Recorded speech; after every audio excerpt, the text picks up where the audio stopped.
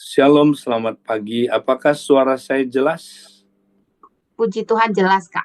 Oke, Silakan, Kak. baik. Ya, saudara, pagi ini kita lanjut ya membahas tentang apa manfaat berbahasa roh. Nah, salah satu manfaatnya adalah kita membangun manusia roh kita lewat bahasa roh, ya. Nah, tapi kita mau belajar lebih lengkap lagi bagaimana kita membangun manusia roh. Nah, penting sekali saudara kita memiliki manusia roh yang kuat, ya. Roh kita perlu dibangun supaya menjadi kuat. Nah, kita lanjut aja langsung ayatnya, ya. Kita mau lihat saudaraku di dalam Lukas 1 ayat 80. Ini tentang Yohanes Pembaptis. Dikatakan adapun anak itu bertambah besar dan makin kuat rohnya. Dan ia tinggal di padang gurun sampai kepada hari ia harus menampakkan diri kepada Israel. Ya, jadi Yohanes Pembaptis dikatakan makin kuat rohnya. Ya, saudara, dia itu terus bertambah kuat terus. Ya, artinya apa, saudara? Ya, ada proses. Jadi Yohanes Pembaptis itu, saudara, rohnya pasti dibangun terus supaya tambah kuat, ya kan? Jadi saudara, seorang nabi seperti ini, saudaraku, perlu memiliki roh yang kuat. Yohanes Pembaptis juga muridnya Kristus, saudara. Nah, seorang murid itu harus terus membangun manusia rohnya supaya makin kuat, makin kuat, makin kuat. Nah, bagaimana Yohanes membangun manusia rohnya, saudara? Ya, tentu kita tahu, ya, anak ini, saudara, unik sekali. Dia udah penuh Roh Kudus sejak dalam kandungan ibunya. Ya, tentu dia membangun manusia roh dengan cara apa? Bergantung kepada Roh Kudus. Ya, dia terus diurapi oleh Roh Kudus supaya saudaraku roh dia makin kuat dan makin kuat. Ya. Nah, Yohanes Pembaptis waktu itu udah dikuasai, diurapi oleh Roh Kudus sejak dalam kandungan ibunya, saudara. Ya, dia ini, saudara, unik, ya. Nggak ada orang yang seperti itu kecuali dia, saudara, di dalam perjanjian lama. Tapi tentu Roh Kudus belum berdiam di dalam diri dia seperti, ya, di dalam kita sekarang. Ya, tapi Roh Kudus sudah mengurapi dia, saudara. Ya, udah memenuhi dia, tapi belum berdiam di dalam dia seperti kita sekarang. Ya, kita lebih, makanya kata Yesus, lebih dari Yohanes Pembaptis, saudara. Ya, kita Roh Kudus berdiam dalam diri kita. Makanya kita, ya, bisa membangun manusia roh kita, ya, lebih efektif karena Roh Kudus ada di dalam kita, saudara. Ya, nah, kita mau, saudaraku, bangun manusia roh kita supaya kayak Yohanes Pembaptis, makin kuat rohnya, saudara. Nah, penting, saudara. Nah, kemudian kita mau lihat sekarang bagaimana sih caranya membangun manusia roh kita. Ya, nah, yang pertama dengan berbahasa roh. Makanya kita mesti sering-sering berbahasa roh. Kalau kita berbahasa roh, saudara, ya, ayatnya bilang begini, 1 Korintus 14 ayat 4. Siapa yang berkata-kata dengan bahasa roh, ia membangun dirinya sendiri. Tetapi siapa yang bernubuat, ia membangun jemaat. Jadi kalau saudara berkata-kata dalam bahasa roh, ya, misalnya hurabaka shandarabaka takiarabaka hurabaka shekarabaka takiarabaka takarabaka shanda huriarabaka shikaralabaka takarabaka shanda. Saudara lagi bangun manusia roh, saudara. Saudara lagi bangun roh saudara supaya roh saudara, ya, menjadi apa, saudaraku, roh yang kuat, ya. Jadi saudaraku, maka sering-sering berbahasa roh, ya. Saudara udah berbahasa roh belum pagi ini, saudara? Ya, tadi bangun pagi udah bahasa roh, Ya, kita suka lupa, ya. Udah pernah bahasa rohnya nggak pernah dipakai, ya. Bahasa rohnya cuman, aduh, sehari dipakainya cuman nggak ada kali 10 detik, ya kan? Saudara, ada orang, ya, cuman apa, saudaraku, bahasa roh 5 menit. Nggak cukup, saudaraku, terus berbahasa roh. Bangun roh saudara, ya. Nah, karena ketika saudara berbahasa roh, saudara membangun roh saudara, ya. Nah, roh saudara itu dikuatkan dan diteguhkan. Ingat saudara, roh manusia, saudara, ya, ketika kita lahir baru, roh kita itu udah jadi ciptaan yang baru karena Roh Kudus berdiam di dalam roh kita, saudara. Ya, nah, kalau kita terus-menerus, saudaraku, ya, bersekutu dengan Roh Kudus yang berdiam dalam diri kita, maka roh kita menjadi aktif, roh kita menjadi, ya, kuat, saudara. Ya, dia punya potensi, ya, roh kita itu roh yang taat, roh kita itu punya potensi, ya, roh yang udah lengkap, saudaraku. Tapi dia perlu diaktifkan, ya, dia perlu, saudaraku, terus menerus diurapi oleh Roh Kudus, saudara, ya, dikuatkan, ya. Nah, itu sebabnya caranya gimana, kita mesti bersekutu dengan Roh Kudus. Ingat, roh kita dan Roh Kudus, saudaraku, itu udah nyatu. Kayak gini, saudara, suami istri udah nyatu dalam sebuah kamar, udah nyatu sama-sama di kamar itu, tapi nggak pernah ngomong di kamar itu, saudara. Ya, saudara nggak pernah ngobrol sama istri, dua-duanya masing-masing lihat medsos saja. Nah, itu namanya tidak ada fellowship. Ya, udah ada hubungan, tapi tidak ada fellowship. Tidak ada persekutuan, nggak pernah ngobrol. Nah, sama, saudara. Ya, Roh Kudus udah ada dalam roh saudara, ya, tapi, ya, saudara, kita nggak pernah ngobrol sama dia. Nah, gimana caranya ngobrol sama dia? Nah, lewat bahasa roh, saudara. Karena ketika aku berbahasa roh, kata Paulus, rohkulah yang berdoa. Ya, dia berdoa lewat apa, saudara? Dia ngobrol sama Tuhan. Tuhan kan roh. Jadi, saudaraku, dia ngobrol sama Roh Kudus. Jadi waktu saudara bahasa roh, saudara lagi fellowship sama Roh Kudus. Saudara bersekutu dengan Roh Kudus. Nah, persekutuan itu menyebabkan roh saudara kuat.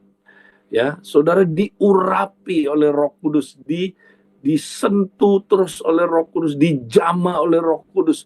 Roh saudara aktif, roh saudara menjadi kuat. Nah, kalau roh saudara kuat, wow, apa yang terjadi, saudara? Ya, maka roh saudara mempengaruhi jiwa saudara. Nah, ingat, saudaraku, kita bukan hanya punya roh, tapi kita juga punya jiwa. Manusia adalah makhluk roh yang mempunyai jiwa, tinggal di dalam tubuh. Ya kan? Lihat gambar ini, saudara. Nah, manusia itu adalah roh yang memiliki jiwa, tinggal dalam tubuh. Ya kan? Nah, roh kita, saudara, itu udah didiami oleh Roh Kudus. Nah, Tuhan mau kita, saudara, ya, membiarkan jiwa kita, ya, saudara, supaya terus-menerus diperbaharui. Jiwa kita, saudara, itu belum sempurna. Bahkan jiwa kita itu udah rusak. Ya, rusak karena dosa. Jiwa kita itu pikiran, perasaan, kehendak kita, ya, saudara, termasuk pikiran bawah sadar kita, itu udah rusak, nggak karu-karuan, saudara. Ya, jiwa kita itu karena dosa udah rusak, ya, penuh dengan pikiran yang kotor, pikiran najis, pikiran jahat, pikiran yang berdosa, ya. Kemudian perasaan kita penuh dengan ya perasaan-perasaan yang nggak alkitabiah, yang nggak benar, ya penuh dengan kepahitan, penuh dengan apa saudaraku, luka, ya curiga, suka menghakimi orang, perasaan-perasaan yang demikian, ya saudara, perasaan yang apa saudaraku, trauma, ya. Nah ini semua perlu dipulihkan. Gimana cara dipulihkannya, saudara? Nah, caranya mulainya dengan bangun dulu manusia roh kita. Bangun roh kita, saudara. Roh kita kuat, sehingga roh kita nanti mempengaruhi jiwa kita.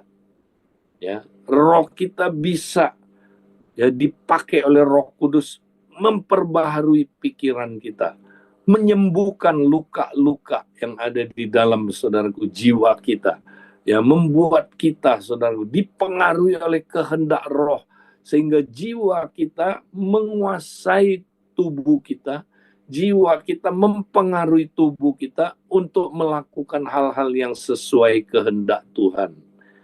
Tapi kalau jiwa kita nggak diperbaharui, saudara, ya, dan roh kita lemah, ya, artinya kita nggak kuat rohnya. Yang dominan siapa, saudara? Daging. Maka daging kita, tubuh kita yang ya menguasai jiwa kita, ya, sehingga yang kita lakukan keinginan-keinginan daging, saudara.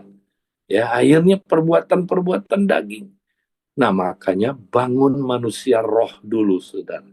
Ya, dengan berbahasa roh. Ya, karena memang Roh Kudus siap. Ya, sesuai dengan Efesus 3 ayat 16 sampai 17, aku berdoa supaya ia menurut kekayaan kemuliaannya menguatkan dan meneguhkan kamu oleh rohnya di dalam batinmu, ya, sehingga oleh imanmu Kristus diam di dalam hatimu dan kamu berakar serta berdasar di dalam kasih. Saudara, Paulus berdoa terus supaya katanya saudara, oleh Roh Kudus ya di dalam batinmu itu terus menguatkan dan meneguhkan kamu, ya. Jadi saudara, kita mesti membiarkan Roh Kudus terus menguatkan dan meneguhkan ya roh kita, saudara, supaya saudaraku ya kita mengalami transformasi ya manusia batinia kita, manusia roh kita. Nah, manusia roh itu apa, saudara? Manusia batinia adalah the inner man, manusia yang tidak kelihatan, saudara. Ya, jadi manusia batinia itu adalah semua yang tidak kelihatan. Yang kelihatan namanya manusia lahiria. Ya, ada dua kemanusiaan. Manusia lahiria, yaitu yang kelihatan, tubuh saudara. Manusia batinia itu roh dan jiwa saudara. Ya, itu jadi satu, saudara, roh dan jiwa saudara. Ya, nah, perhatikan saudara. Jadi Tuhan udah ada di roh saudara, ya, dan Dia mau melalui roh saudara, ya, jiwa saudara itu diperbaharui, ya. Jadi makanya kita harus punya roh yang kuat, saudara. Roh kita nanti mempengaruhi manusia batinia kita. Ya, roh kita yang kuat akan saudara mempengaruhi ruang-ruang dalam hidup kita. Masih ingat saya pernah ngajar tentang ruang-ruang dalam hati kita. Itu tempat kediamannya Allah. Nah, saudara, Kristus itu bukan hanya ya dia masuk ke dalam diri kita, ya berdiam di rumahnya, yaitu diri kita, tapi dia juga mau berdiam di dalam kita dengan betah, ya. Nah, dikatakan ayat 17, sehingga oleh imanmu Kristus diam di dalam hatimu dan kamu berakar serta berdasar di dalam kasih. Saudara, ya, Kristus itu udah ada di dalam kita, ya melalui Roh Kudus dia berdiam di dalam kita. Ya, tapi pertanyaannya, apakah Kristus betah di dalam saudara? Nah, kata diam di sini itu betah, saudara. Ya, nah mari kita buat Kristus betah dalam ruang-ruang hidup kita. Ya, apakah dia betah di pikiran kita? Apakah dia betah di perasaan kita? Apakah dia betah ada di dalam kehendak kita, saudara? Apakah dia betah melihat pikiran bawah sadar kita? Ya, saudara, itu ruang-ruang dalam hidup kita, tempat kediamannya Kristus. Ya, jangan sampai pikiran kita jorok, ya, saudara, penuh pikiran kotor. Nah, karena semua ruang-ruang itu milik Dia. Makanya biarlah Kristus membersihkannya, memulihkannya, saudara, supaya seluruh ruang-ruang hidup kita bersih, cocok sama kehendaknya Dia, saudara. Sama kayak gini, saudara. Kalau saudara punya rumah, beli rumah ini, saudara. Ya, saudara beli rumah. Maka apa yang terjadi, saudara? Ya, saudara pasti akan kunjungin semua ruang-ruang yang ada di dalam rumah itu. Ya, karena saudara mau berdiam di sana kan, mau tinggal. Saudara pasti mau buat rumah itu ya begitu rupa supaya saudara betah di rumah itu, ya kan? Home, betah. Maka saudara masuk ke ruang-ruangnya. Wah, ini nggak enak ini ruang ini, warnanya. Ya, ganti, renovasi, ya. Ini kotor ini gelap ini ruangan. Ya, bikin terang. Ya, ini kotor, bersihin.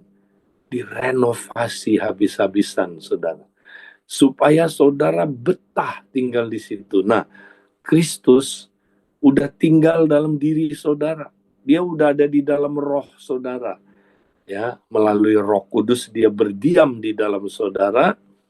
Nah, perhatikan saudara, kemudian tapi dia nggak mau cuman satu ruang itu aja, roh saudara aja. Dia mau masuk ke dalam jiwa saudara.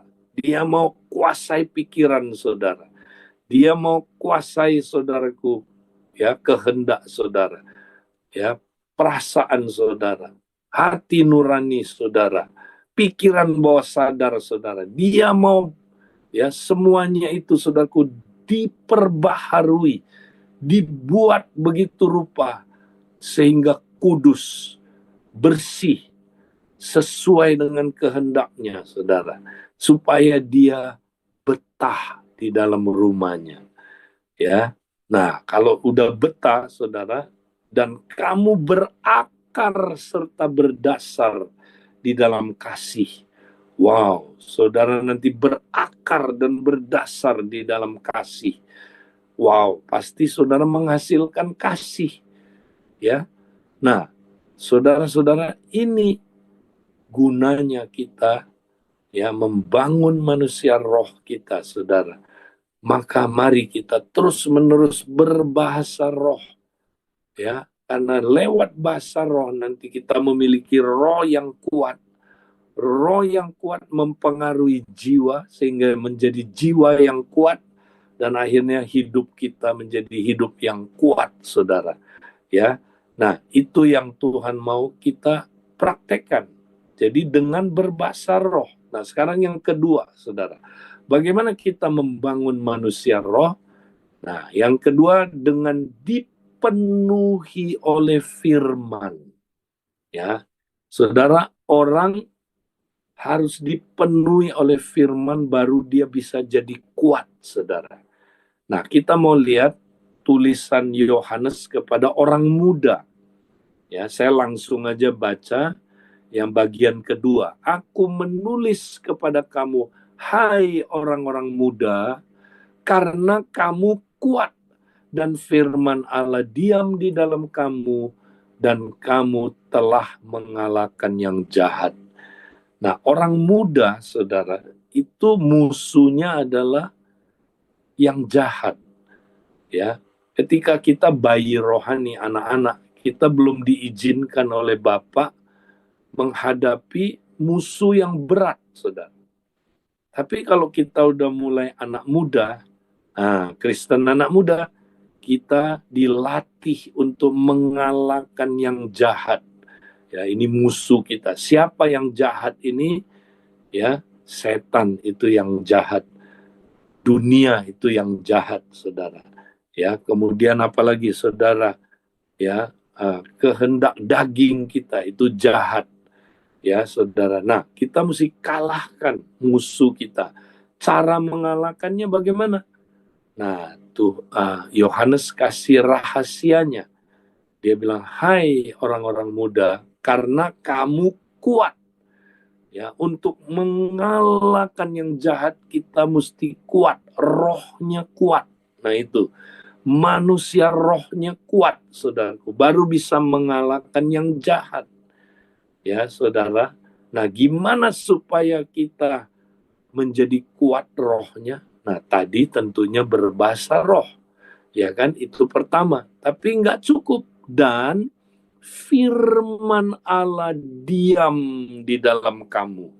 Ya, firman Allah diam di dalam kamu. Jadi kita harus membiarkan firman tertanam di dalam kita. Kata diam di sini, saudara, adalah noiko, yang artinya menetap. Ya, dia menetap. Jadi dia masuk ke sana, nggak pergi-pergi lagi, menetap dan menghasilkan buah. Ya, saudara, itulah firman yang membuat kita kuat. Saudara mau kuat, harus dipenuhi oleh firman. Firman berdiam di dalam kita. Nah, bagaimana caranya, saudara? Kita harus jadi tanah yang baik. Tanah yang baik itu adalah kalau firman itu masuk, dia tertanam di dalam, ya, sampai dia menghasilkan buah. Dia tidak pergi-pergi, firman itu, saudara. Tidak keluar dari diri orang itu. Dia menetap, berdiam, tertanam. Ya, jangan kayak tanah pinggir jalan. Tanah pinggir jalan itu firman belum tertanam udah dimakan burung, saudara. Ya kan? Itu orang yang hatinya mendua, ya, tidak dapat menerima apa-apa dari Tuhan. Ya, orang yang hatinya mendua itulah tanah pinggir jalan. Ya, maka dia, saudara, firman itu jangankan masuk, ngerti aja enggak dia, saudara, firman itu. Ya, itu orang yang, jangan jadi orang yang tanah pinggir jalan. Kedua, jangan jadi tanah berbatu yang tipis. Firman masuk tapi berdiam cuman sebentar. Ya, cuman ada di permukaan, tidak berakar dalam, tidak berdiam sampai ke pikiran bawah sadar. Kenapa? Karena orang yang tanah berbatu adalah orang yang dengar firman cuman sekali dua kali, seneng, wow hebat, firmannya luar biasa, tapi nggak dicatat firmannya, nggak diingat lagi, nggak direnungkan lagi, ya, pulang nggak diselidiki lagi, dia cuma dengar khotbah, ih bagus ya, wow luar biasa. Nah ini orang yang dengar firman satu dua kali, tidak ada pengulangan, tidak ada repetisi. Orang yang kayak begini, saudara, tidak bisa firman berdiam dalam dirinya, ya, dan nggak mungkin bisa berbuah. Jangan jadi tanah berbatu, ya. Juga jangan jadi tanah apa, saudaraku, yang bersemak duri. Ya, tanah bersemak duri itu apa? Firman berdiam nggak? Berdiam. Tapi dalam waktu yang sama ada tanaman yang lain juga berdiam di situ. Ya, jadi ada dua kediaman, dua yang diam. Ya, firman Allah diam di situ, tapi pikiran-pikiran dunia ini juga diam di situ. Kekhawatiran dibiarin di situ, ya. Tipu daya kekayaan dibiarin, nggak dibuang, ya. Maka dua-duanya berdiam, Akibatnya apa? Yang pikiran-pikiran dari semak duri itu mencekik firman kerajaan itu, sehingga tidak menghasilkan buah. Nah, saudara mau berbuah, ya mau bisa mengalahkan yang jahat, maka kita harus apa, saudara? Tanam firman, jadi tanah yang baik. Nah, tanah yang baik itu apa? Dengar ya, saudara. Ini tanah yang baik. Dengerin, saudara. Ya, jangan jadi tanah pinggir jalan. Dengerin, saudara. Tanah yang baik adalah orang yang mendengar firman, mengerti, menerimanya, menyimpannya dalam hatinya, termasuk menghafalkannya. Ya, terus apa, saudara? Ya, melakukannya berulang-ulang. Ini makanan keras. Melakukannya berulang-ulang, ya. Nah, itulah tanah yang baik. Saya ulangi lagi ya, supaya saudara nangkep. Jadi tanah yang baik itu apa? Orang yang mendengar firman, mengerti, menerimanya, kemudian saudara menyimpannya dalam hatinya, ya, melakukannya berulang-ulang, ya, dengan tekun, maka dia pasti berbuah 30, 60, 100 kali lipat. Dia pasti bisa mengalahkan yang jahat. Pasti, saudara. Nah, mari kita penuh dengan firman. Saudara, jadi penuh Roh Kudus, penuh firman, ini dua hal yang sangat penting, saudara. Ya, jadi kalau kita, saudaraku, penuh Roh Kudus aja, nggak penuh firman, nggak bisa. Penuh firman aja, nggak ditolong oleh Roh Kudus, nggak penuh Roh Kudus, nggak lengkap, saudara. Dua ini nggak bisa dipisahkan. Nah, saudara, jadi sekali lagi cara membangun manusia roh bagaimana, saudara? Pertama adalah, ya, kita penuh dengan Roh Kudus dengan berbahasa roh, ya, terus-terusan, saudaraku, ya, sering mungkin. Kemudian yang kedua, dengan, ya, dipenuhi oleh firman. Nah, kalau dua ini terjadi, saudara, kita lagi bangun manusia roh kita. Nah, ini terjadi pada siapa, saudara? Terjadi pada Barnabas. Next. Nah, sekarang kita lihat contohnya, saudara. Contoh di Alkitab adalah Barnabas. Ya, Kisah 11, 23, 24. Setelah Barnabas datang dan melihat kasih karunia Allah, bersukacitalah ia menasehati mereka supaya mereka semua tetap setia kepada Tuhan. Karena Barnabas adalah orang baik, penuh dengan Roh Kudus dan iman, sejumlah orang dibawa kepada Tuhan. Nah, saudara, siapa Barnabas ini? Dia namanya bukan Barnabas, itu gelarnya. Nama dia Yusuf, saudara. Ya, tapi kenapa dia disebut Barnabas? Ya, karena itu menunjukkan sifat dia dan apa yang dia lakukan, saudara. Nah, Barnabas berasal dari bahasa Aram, kalau nggak salah, ya.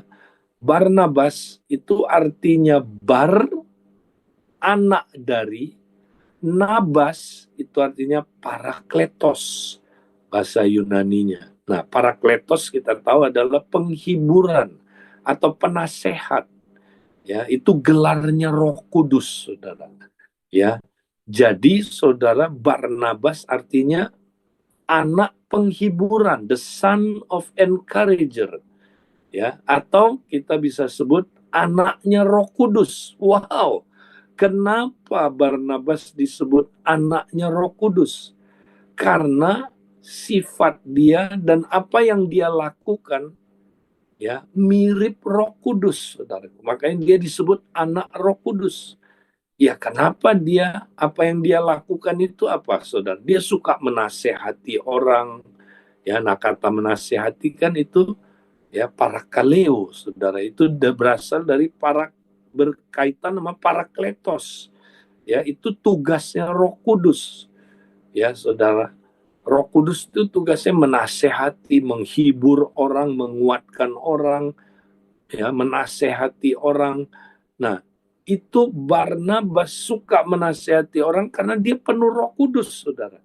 Dia begitu penuh Roh Kudus sehingga yang keluar dari hidupnya adalah sifat-sifat seperti Roh Kudus, dan yang dia lakukan adalah hal-hal yang Roh Kudus lakukan. Ya kan? Karena memang dia dipenuhi Roh Kudus, makanya dia memanifestasikan kuasa Roh Kudus yang begitu dahsyat, saudara. Dia lakukan ini, saudara. Dia seperti ini karena dia penuh dengan Roh Kudus. Makanya dia disebut anaknya Roh Kudus. Dia penuh dengan Roh Kudus, saudara. Nah, gimana penuh Roh Kudus itu? Nah, tentu, saudara, salah satunya adalah kalau orang penuh Roh Kudus, ya, yaitu dia berbahasa roh, saudaraku. Makanya pasti, saudaraku, Barnabas itu sering berbahasa roh, ya kan? Karena tanda orang yang dipenuhi Roh Kudus berbahasa roh, itu tanda awalnya, saudara. Ya. Nah, kalau kita lihat di dalam Kisah Rasul pasal 2 ayat 4, ya. Kisah Rasul 2. Maka penuhlah mereka dengan Roh Kudus, lalu mereka mulai berkata-kata dengan bahasa baru. Ya. Nah, saudara-saudara, jadi kalau kita penuh dengan Roh Kudus, tandanya kita berbahasa roh, ya kan? Jadi saudara, kita lihat saudara Barnabas itu, ya, dia penuh Roh Kudus. Kenapa, saudaraku? Ya. Nah, karena dia, ya, saudaraku, memang dia hidupnya, saudaraku, dia paham banget tanpa Roh Kudus dia nggak bisa apa-apa, saudaraku. Makanya Barnabas itu membiarkan dirinya dipenuhi dengan Roh Kudus sehingga dia sering berbahasa roh, saudara. Ya, saya percaya Barnabas itu sering berbahasa roh. Ya, seperti Paulus bilang, aku berkata-kata dengan bahasa roh lebih dari kamu semua. Ya, apalagi Barnabas juga dia jelas disebut penuh dengan Roh Kudus. Ya, makanya saudaraku dia sering berbahasa roh. Ya. Nah, makanya saudara, ayo bangun manusia roh kita dengan, ya, berbahasa roh, saudara. Ya, kemudian dia bukan cuma itu, dia penuh dengan iman. Wah, iman datang dari mana, saudara? Iman datang dari, ya, pendengaran, pendengaran atas apa? Akan firman Kristus. Jadi saudara, penuh iman artinya penuh dengan firman. Ya, jadi Barnabas itu bukan cuma penuh Roh Kudus, tapi juga penuh dengan firman. Wow, dia berarti bangun manusia rohnya, saudara. Dia manusia rohnya kuat sekali, saudara. Maka akibatnya sejumlah orang dibawa kepada Tuhan. Wow, dia itu pemenang jiwa yang luar biasa, saudara. Ya, karena dia terus penuh Roh Kudus, saudaraku, penuh firman, maka dia menjadi saksi Kristus. Dia efektif, saudaraku, menjadi saksi Kristus. Dia, saudaraku, membawa jiwa kepada Tuhan. Bukan hanya itu, saudara, dia suka memuridkan orang. Ya, kalau nggak ada, ya, siapa, saudaraku, Barnabas, ya, Saulus nggak bisa, saudaraku, jadi rasul yang begitu hebat dipakai Tuhan. Tuhan pakai Barnabas, saudaraku.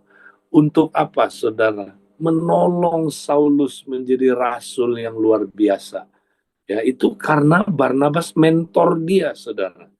Ya, Barnabas mendampingi dia.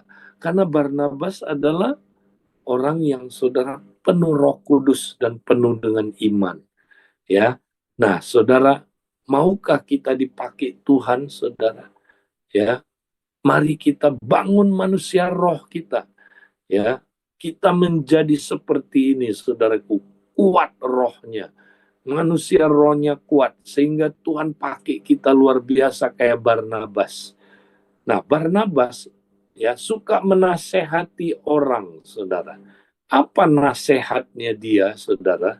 Nah, mari kita lihat ini nasihat dia yang paling terkenal, ya. Di dalam Kisah Rasul 14 ayat 22 dibilang gini, saudara. Di tempat itu mereka menguatkan hati murid-murid itu. Nah, ini diantaranya Barnabas di dalamnya, ya. Orang-orang di sini, mereka ini, ya, Barnabas termasuk di dalamnya, ya, dan menguatkan hati murid-murid itu dan menasehati mereka supaya mereka bertekun dalam iman dan mengatakan bahwa untuk masuk ke dalam kerajaan Allah kita harus mengalami banyak sengsara, saudara. Nah, Barnabas, saudara, ya, menguatkan murid-murid hatinya, menasehati mereka, bilang begini, jangan murtad ya, jangan mundur, bertekun terus di dalam iman. Kenapa? Ya, sebab untuk masuk ke dalam kerajaan Allah, kita harus mengalami banyak sengsara. Nah, saudara-saudara, ya, orang-orang yang udah percaya Tuhan, saudara, ya, murid-murid yang udah percaya Tuhan ini, saudara, mereka mulai ragu-ragu, ya, mulai ada yang mau mundur, mulai ada yang nggak mau ikut Tuhan lagi. Kenapa? Karena mereka bilang gini, aku kok kalau ikut Tuhan, ya, makin ikut Yesus kok makin menderita. Aku makin ikut Tuhan kok makin banyak kesengsaraan. Ya kan, ada aniaya, ya, ada saya ngalamin, ya, banyak hal, ya, ditekan, ya, banyak banyak apa, ya, banyak masalah-masalah, ditekan, ya, banyak sekali penderitaan, banyak kesengsaraan, ya, kenapa kayak gitu? Nah, mereka pikir, ini kayaknya aku nggak bener nih ikut Tuhan, ya, nggak bener nih, ya. Nah, saudara Barnabas bilang, enggak, justru kamu lagi ada di jalan yang benar. Karena untuk masuk ke dalam kerajaan Allah, kita harus, sekali lagi, harus mengalami banyak penderitaan, saudara, banyak kesengsaraan, ya. Nah, ini Barnabas ngerti ini, saudara. Makanya dia menasehati mereka, ya. Kenapa Barnabas ngerti ini, saudara? Ya, karena tadi dia penuh Roh Kudus, dia penuh iman, ya, saudara, dan dia ngerti jalan ini. Dia udah menemukan jalan ini, saudara. Ya, jalan menuju kerajaan Allah. Jalan menuju kerajaan Allah itu, saudara, jalan yang sempit. Ya, nah itulah yang Yesus ajarkan. Next kita lihat, ya, saudara, berikutnya. Nah, Yesus bilang begini, saudara, Matius 7:13-14. Masuklah melalui pintu yang sesak itu. Karena lebarlah pintu dan luaslah jalannya menuju kebinasaan. Dan banyak orang yang masuk melaluinya. Karena sesaklah pintu dan sempitlah jalan yang menuju kehidupan. Dan sedikit orang yang mendapatinya. Nah, ini sesuai dengan ajaran Yesus. Untuk masuk ke dalam kerajaan Allah, saudara, kita harus masuk, ya, ke pintu yang sesak, jalan yang sempit. Nah, saudara dikasih dua pilihan di sini, saudara. Mau pilih jalan dunia ini, jalan kerajaan dunia ini, jalan kerajaan manusia, ego kita, saudara, atau saudara mau masuk jalan ke kerajaan Allah, ya, jalan yang masuk dalam kerajaan Allah. Nah, pilihlah salah satu, coret yang tidak perlu, saudara. Saudara harus pilih, mau pilih yang mana? Nah, kalau kita pilih jalan dunia ini, saudara, ya, nah yang kiri ini, ya, lihat jalannya kayak gitu, saudara. Rame orang di situ, ya. Wow, jalan ini, saudara, ya, bebas, luas, gerbangnya juga luas, ya. Mau kemana aja boleh, ya. Tidak ada hukum Tuhan di situ, ya. Saya mau ke kiri boleh nggak? Silakan. Mau ke kanan? Nggak apa-apa, ya. Mau pelan jalan nggak apa-apa, ya, nggak ada hukum Tuhan, lawlessness, ya. Mau narkoba boleh nggak? Boleh, ya. Mau mabuk juga nggak apa-apa, ya. Mau ini nggak apa-apa. Nah, itu jalan yang luas, saudara. Tapi ujungnya kebinasaan. Nah, dengar, kebinasaan di sini belum neraka, sudah belum. Tapi kebinasaan yang di dunia ini. Karena kata kebinasaan itu destruction, hancur hidupnya. Kalau saudara ikut jalan ini, di dunia ini saudara hancur hidupnya. Itu maksudnya. Tapi kalau saudara terus ikutin jalan ini sampai mati, ya ujungnya neraka, ya, ujungnya neraka. Nah, tapi ini jalan dalam kerajaan dunia ini, kerajaan, ya, setan, sudah, kerajaan kegelapan. Saudara mau jalan di situ, silahkan, ya. Ya, jalannya saudara di situ luas.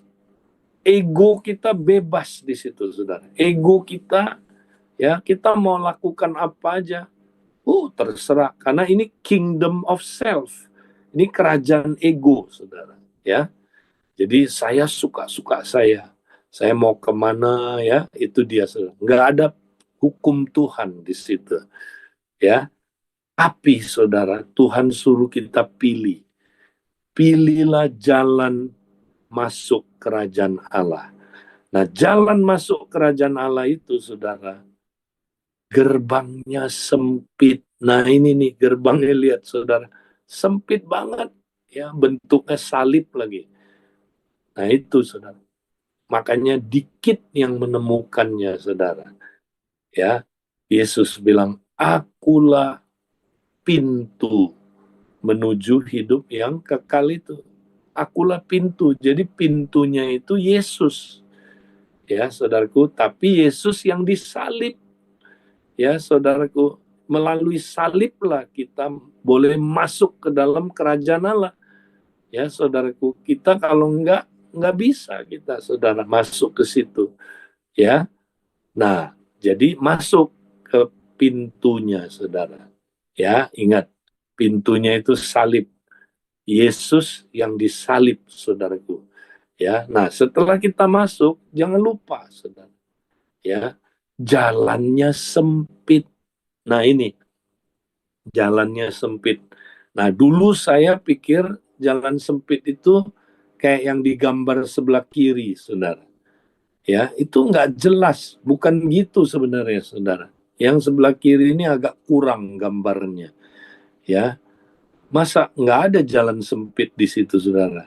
Ya, nah, yang benar gambarnya kayak gini, saudara. Itu bahasa Yunaninya menunjukkan kayak begitu, saudara.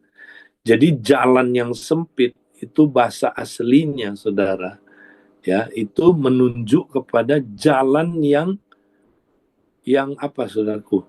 Terus menerus, di mana kita apa? Jalan yang menghimpit, yang menekan, jalan yang apa, saudaraku? Menjepit, ya, jalan yang terus menerus menekan, ya. Jadi, saudaraku, itu sempit sekali. Ya, nah, ini lihat, saudara. Kalau orang masuk ke jalan sempit ini, saudara, gimana jalannya dia? Miring-miring, kan? Seperti digencet, saudaraku. Ya, seperti digencet, dijepit, ya, ditekan, saudaraku. Nah, ini kata terhimpit di sini, saudara. Jalan yang terhimpit, terjepit, tertekan, ya. Ini sama konsepnya, ya, seperti buah zaitun yang dijepit, buah anggur yang ditekan, saudaraku, ya, diperas, ya. Nah, kalau buah anggur diperas, saudara, keluarnya apa, saudara? Jus, ya, Kalau saudaraku buah zaitun ditekan, saudaraku, di press, keluarnya apa, saudaraku? Ya, keluarnya adalah minyak. Nah, lihat saudara-saudara, dibilang gini saudara, karena sesaklah pintu dan sempitlah jalan yang menuju kehidupan. Saudara mau menemukan kehidupan? Nah, kalau mau menemukan kehidupan saudara, saudara mesti diperas dulu, ya, supaya buah zaitun, saudaraku, ya, bisa apa, saudaraku, ya, mengeluarkan minyak, dia mesti diperas, ya, supaya saudaraku buah anggur bisa mengeluarkan jus yang manis, anggur yang sedap, dia mesti diperas, saudara-saudara.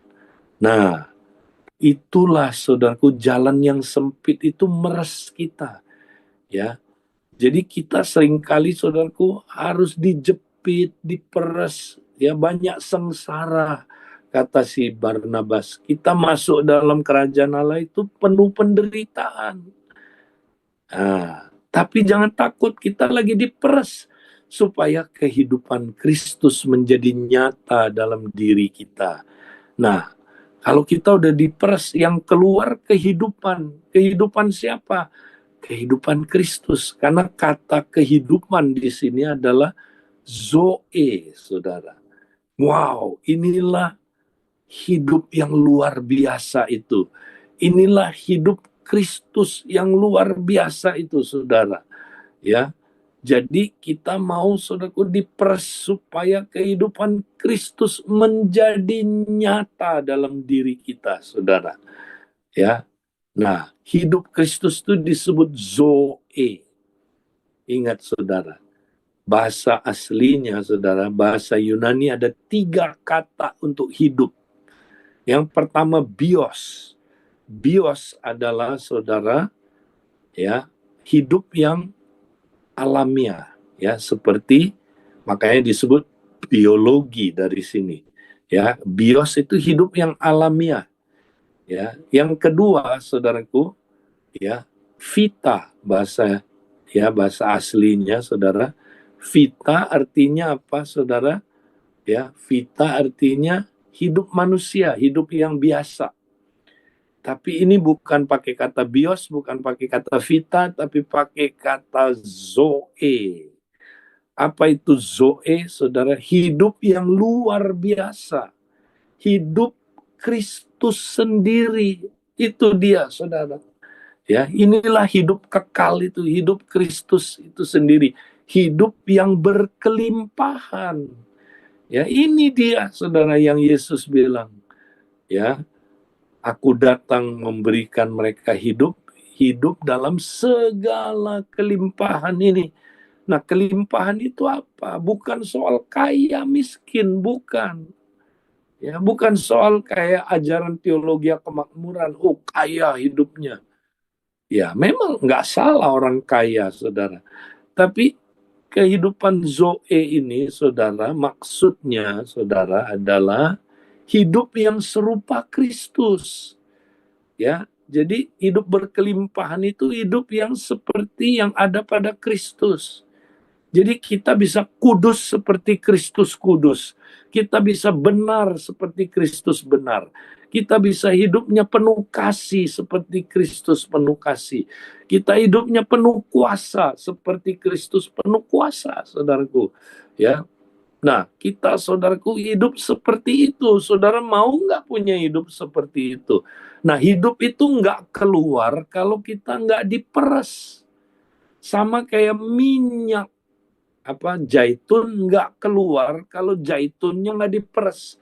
Nah, supaya bisa keluar hidup itu, saudara, maka kita diperas. Saudara ngerti ya? Kita diperas. Nah, masuk jalan ini, saudara. Ya, diperas terus, ditekan terus, ada penderitaan. Nah, ini yang dinasehati oleh, ya, siapa saudara? Barnabas.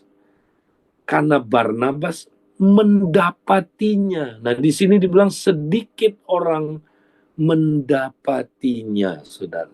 Sedikit, ya, yang yang benar-benar, saudaraku, yang melihat ini nggak banyak. Nah, makanya tadi murid-murid tadi, saudara, ya, mereka mulai ngeluh. Kenapa? Kok percaya Yesus makin menderita? Loh ya memang, karena kamu lagi masuk jalan yang sempit. Kecuali kamu ada di jalan yang lebar. Kalau kamu ada di jalan yang sempit, ya memang itu satu-satunya cara masuk dalam kerajaan Allah. Kamu harus mengalami banyak penderitaan. Supaya yang keluar dalam hidup kamu, Kristus, kehidupan Kristus. Ya, jadi saudara, nah ini mesti saudaraku, kita mengerti sebagai murid. Ya, jadi pemuritan, saudara, itu tidak bisa lepas dari kita tiap hari berjalan dalam jalan yang sempit. Tiap hari kita, saudara, ada kematian-kematian yang kita alami, kematian ego. Nah, ini persis seperti yang Paulus ajarkan, ya. 2 Korintus pasal 4 nanti saudara baca, ya. Itu sebabnya kami yang masih hidup ini senantiasa dibawa kepada kematian atau maut oleh karena Kristus, supaya kehidupan Kristus menjadi nyata dalam diri kami. Wow, ya itu dia, saudara. Jadi tiap hari saudara ditekan, dipres, ya, supaya egonya mati, saudara. Ya, jadi Tuhan yang bawa saudara ke jalan ini. Bukan apa, saudaraku. Ya, ini bukan karena apa, saudaraku, ya, kesalahan saudara, bukan. Tuhan yang bawa saudara masuk jalan ini. Karena jalan ini jalan kematian. Ya, die to self, mati terhadap ego. Makanya tiap hari kita, saudara, masuk jalan yang sempit ini. Inilah yang Yesus bilang, barang siapa yang mau menjadi muridku, dia harus menyangkal diri dan memikul salibnya setiap minggu. Amin. Ngantuk ini. Setiap bulan. Amin. Enggak, setiap hari. Nah, saudara, hari ini udah jalan di jalan ini enggak, saudara? Ya, kalau enggak, saudara bukan murid.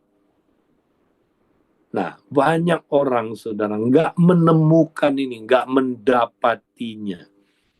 Ya, orang harus mendapati ini, saudara. Ini kata menemukannya. Ya. Nah, Barnabas itu menemukannya, makanya dia bisa nasehatin orang lain. Ya, murid-murid itu udah jalan di jalan yang sempit tapi belum menemukannya. Dia masih bersungut-sungut, kenapa sih? Kok ikut Tuhan makin susah? Kok ikut Tuhan makin menderita? Saudara sering kan di ini juga banyak di MCD saudara yang masih begitu. Jangan-jangan gua nggak bener ya. Kok saya ikut Tuhan makin menderita ya? Apalagi akhir zaman begini. Waduh, lebih menderita lagi. Aduh, gimana sih? Jangan-jangan gua nggak bener ya? Enggak, saudara, bener. Cuman saudara belum menemukannya. Nah, makanya hari ini semoga saudara mendapatinya. Menemukan ini, saudara. Kalau saudara menemukan ini, dengar, saudara. Saudara akan semangat. Saudara nggak akan lagi takut menderita. Saudara malah berbangga kalau menderita. Seperti Paulus bilang begini, ya, maka kemegahan dia adalah penderitaan, saudara. Nah ini teologi ini nggak pernah diajarin, jarang di gereja sekarang, ya. Nah, coba ada dengerin, saudara. Khotbah kebanyakan apa, saudara? Oh, ya, kamu akan ya sukses hidupnya, kaya. Yang dimaksud berkelimpahan itu adalah kaya. Ya, kamu sukses, hebat, ya. kamu, wah, saudara, jalan menuju masuk kerajaan Allah itu adalah jalan yang sempit, ketekan, diperas, supaya keluar minyaknya, saudara. Next, nah kita lihat ini gambarnya kan. Anggur kalau nggak diperas, saudara, nggak keluar minyaknya, saudara. Jusnya, ya. Kita lihat, saudara, ya, itu zaitun kalau nggak ditekan, nggak keluar, saudaraku, minyaknya. Demikian juga kita, saudara. Kehidupan Kristus sudah ada di dalam kita. Tapi supaya dia bermanifestasi keluar, kita mesti diperas. Nah, itulah 2 Korintus pasal 4. Kami yang masih hidup ini senantiasa ya dibawa kepada kematian, saudara. Ya, supaya kehidupan Kristus menjadi nyata. Nah, itu zoe-nya, Kristus menjadi nyata dalam diri kita, saudara. Nah, inilah, saudaraku, ya, yang kita perlu ingat terus, saudaraku, dan praktekkan. Next. Nah, sekarang yang terakhir, jadi kesimpulannya. Bagaimana membangun manusia roh, saudara? Nah, hari ini saya mau simpulkan. Ya, praktisnya gimana sih membangun manusia roh itu? Yaitu praktek 3B. Jadi sekarang saudara baru tahu, oh, ya membangun manusia roh itu ya 3B. Inilah gaya hidup murid. Ya, berjalan bersama Kristus dengan cara apa, saudara? Berjalan dalam roh, penuh dengan Roh Kudus, berdoa dalam roh, berbahasa roh, terus menerus, saudaraku. Ya, kita bangun manusia roh kita dengan berbahasa roh, berdoa dalam roh. Ya, terus berjalan bersama Kristus, itu yang pertama. B, yang kedua, belajar dari Kristus. Ya, kita mesti terus belajar ya dari Kristus dan dipenuhi firman, ya kan? Kita belajar dari firman-Nya. Ya, terus menerus, saudaraku. Ya, kita mendengar firman, mengerti, menerima firman itu. Ya, kemudian apa? Ya, saudara, kita ya menerima firman itu dan menyimpannya dalam hati kita dan mempraktekkannya terus menerus, ya, dipenuhi dengan firman itu. Tiap hari kita mesti praktek, saudara. Dan ya, yang ketiga, berubah serupa Kristus. Gimana caranya? Lewat kematian ego, ya, lewat jalan yang sempit, saudara. Ya, jadi kita mesti tiap hari die to self. Ya, lewat apa? Jalan yang sempit, digencet, dipencet, ya, saudara, di apa itu, saudara, dihimpit, ya, supaya minyaknya keluar, supaya zoe-nya keluar, saudaraku. Puji Tuhan. Nah, inilah, saudaraku, jadi murid. Jadi murid itu 3B tiap hari. Itulah membangun manusia roh. Jadi membangun manusia roh ada kaitannya sama 3B. Ya, saudara. Jadi kalau saudara jadi murid Kristus, ya 3B. Jadi bagaimana kita menjadi murid? Ya praktek 3B. Bagaimana kita memuridkan orang? Ya ajarin orang 3B. Sesederhana itu pemuritan. Ya, kita praktek 3B tiap hari, kita berarti menjadi murid. Ya. Nah, bagaimana memuridkan? Ya ajarin orang 3B. Simple sekali pemuritan itu, saudara. Ya. Nah, itu yang saya lakukan dalam pemuritan. Nah, saudaraku, puji Tuhan, mari ya saya kembalikan hari ini kepada teman-teman yang bertugas. Ya, mungkin karena waktu kita mungkin bisa ya mungkin ambil waktu singkat untuk tanya jawab. Silakan